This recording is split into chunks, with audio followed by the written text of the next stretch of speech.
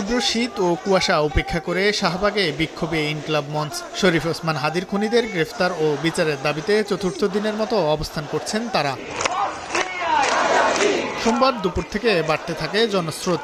শহীদদের রক্তের উপর প্রতিষ্ঠিত অন্তর্বর্তী সরকারের সময় একজন বিপ্লবীর খুনের বিচারের দাবিতে পথে নামাকে দুর্ভাগ্যজনক বলছেন আন্দোলনকারীরা। দাবি আদায় না হওয়া পর্যন্ত আন্দোলন চালিয়ে যাবার ঘোষণা তাদের। যাদের রক্তের উপর দাঁড়িয়ে, যাদের ত্যাগের বিনিময়ে দাঁড়িয়ে সরকার প্রতিষ্ঠিত হইল, উপদেষ্টারা হইল, আজকে তারা ঘুমিয়ে আছে সবাই। সরকারের পক্ষ থেকে যে রেসপন্স পেয়েছি সেই রেসপন্সে আমরা স্যাটিসফাইড না। হাদিকে হত্যা করে হাদির আদর্শকে ধ্বংস করবে, কিন্তু হাদিরা মরে না। যাদের কারণে আজকে তার এই অবস্থা, সে আমাদের মাঝে নেই, তাদের বিচার আমরা চাই। আর বিচার না পাওয়া পর্যন্ত আমরা রাজপথ ছাড়বো না। শাহবাগ ছাড়াও উত্তরায় গাজীপুরগামী সড়ক অবরোধ করেন ইনকিলাব মঞ্চের নেতাকর্মীরা।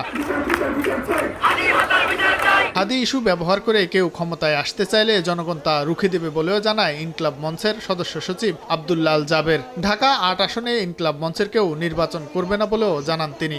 শহীদ ওসমান হাদিকে কোনোভাবেই কোনো দলের করা যাবে না, তার আদর্শকে কোনো দলের উপর চাপিয়ে দেওয়া যাবে না।